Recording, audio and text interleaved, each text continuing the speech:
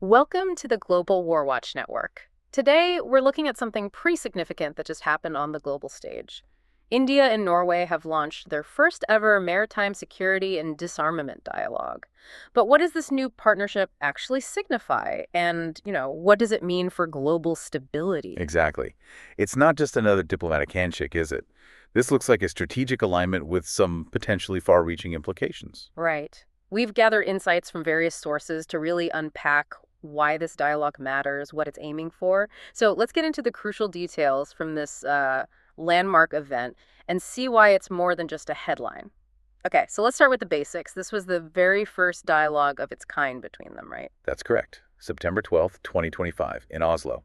The first India-Norway maritime security, disarmament, and non-proliferation dialogue. And sources are calling it a significant step forward. Sounds important. It definitely seems to be. And who was there tells part of the story. Ah, right. Who was leading the delegations? Well, for India, it was Sayawi, who's the Joint Secretary for Disarmament and International Security Affairs, a key figure. Okay. And for Norway, John Elvedal Fredrickson. He's the Director General in their Department for Security Policy and the High North. So high-level representation on both sides. Absolutely. Yeah. And what's really interesting is that this wasn't just a one-off meeting. It immediately set up an institutional platform, a formal way for them to keep talking. About more than just ships, I assume. Exactly. Maritime, yes, but also arms control, non-proliferation, how multilateral groups work. It sets a formal stage for ongoing discussions on some really big global security topics. Okay, so that's the foundation. Let's get into the pillars. Maritime security first. Our sources talk about a shared commitment here. What principles did they agree on? Why is that so critical right now?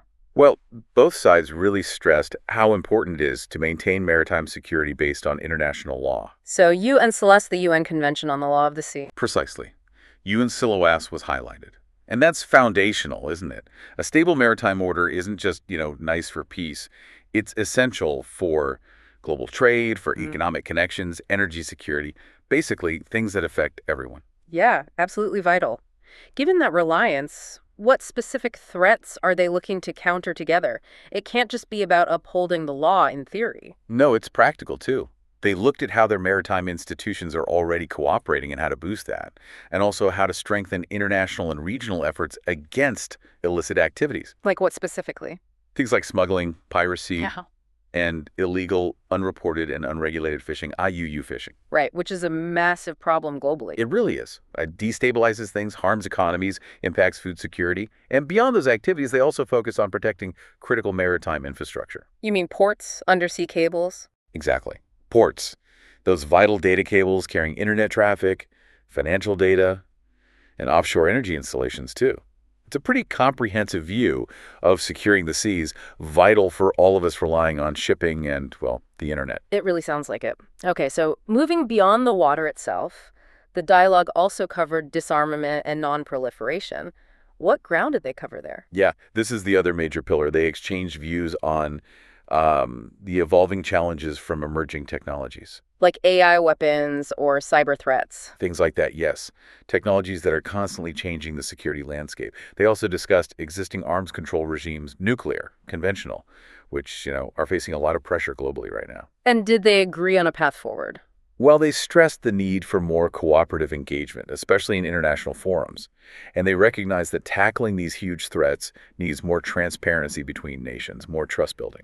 And working together to strengthen global treaties and oversight bodies. Exactly. It points to a shared vision for, hopefully, a more stable world, Yeah. going way beyond just maritime issues. Now, what I find really unique here is the connection to sustainable development. This wasn't just a standalone security talk, was it? It seems to build on earlier meetings. That's a key point. This strategic dialogue didn't just pop up out of nowhere. It actually built on a visit back in June 2025. Oh, right. Who visited then? India's Union Minister of Ports, Shipping and Waterways, Sarvananda Sonol, went to Oslo. And he had some pretty substantive meetings with Norway's Transport Minister and their Minister of Fisheries and Ocean Policy. So there was already a conversation happening on the maritime front, but maybe more focused on green aspects. Precisely. Those earlier talks really deepened cooperation on green maritime tech.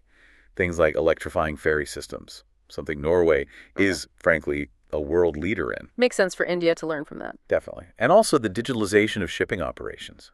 Norway's expertise in sustainable ferry electrification was specifically flagged as a best practice India could really benefit from. So how does this fit into India's own big plans for its maritime sector? They have these huge visions, right? They do.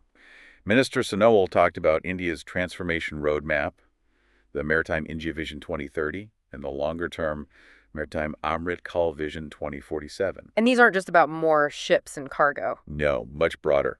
India wants to upgrade its ports not just as trade hubs, but as centers for the green energy transition. So facilitating things like offshore wind projects, green hydrogen production, developing low-carbon logistics. It's quite ambitious. Wow, yeah. And where do India and Norway see eye to eye on these green shipping goals? Well, they found a lot of common ground in advancing sustainable shipping. They talked about initiatives like Norway's Green Coastal Shipping Program and also the International Green Voyage 2050 project. And specific areas for collaboration. Yes, things like smart logistics, digital port ecosystems, making ports more efficient and connected, and cleaner coastal shipping solutions. It really shows a shared commitment to climate-resilient, environmentally friendly shipping. So it really is this fusion, isn't it? Security and sustainability coming together. Absolutely. This dialogue perfectly shows that in fusion of strategic priorities, maritime security needs are meeting the goals of green, climate-resilient shipping infrastructure. What does that mean for India strategically? Well, for India, it aligns its big maritime modernization plans with its security and foreign policy goals. Especially, in managing the complex dynamics of the Indo-Pacific, it strengthens India's position. And for Norway, what's the strategic advantage for them? For Norway, it's a great chance to deepen ties with India, a major maritime nation, and importantly, one that's pushing for sustainable shipping. It opens doors for cooperation across security, technology, green energy. It lets Norway share its expertise and advance its own goals with a really key global player. Okay, so this sounds like a promising start. What's next? How do they keep this going? They've explicitly agreed to keep the momentum up. The plan is to hold the next round of this dialogue in New Delhi. They'll agree on a date. So it's being institutionalized, not just a one-off. Exactly. Yeah. That commitment signals they see this as a long-term strategic discourse, not just a single event. So as we wrap up, it seems this India-Norway dialogue isn't just about warships or treaties in the traditional sense. It's really about this holistic approach, mixing maritime security, disarmament, environmental sustainability, and even cutting-edge tech. That fusion is the key takeaway. And it does make you wonder, doesn't it? This model of blending these different complex priorities. How might this comprehensive approach between India and Norway perhaps inspire other countries? Could it be a new way to cooperate on the world stage, facing all these interconnected challenges? It certainly gives us something to think about regarding how global partnerships might evolve. Indeed. Well, thank you for joining us for this insightful discussion. We really appreciate your time and participation. And for everyone listening, if you found this analysis valuable, please do like, share, and subscribe to the Global WarWatch Network. We'd also genuinely love to hear your thoughts on this India-Norway dialogue. Please share them in the comments section below. You can also connect with us on social media. All the links are right there in the description. Stay informed, stay engaged, and we'll see you next time on the Global WarWatch Network.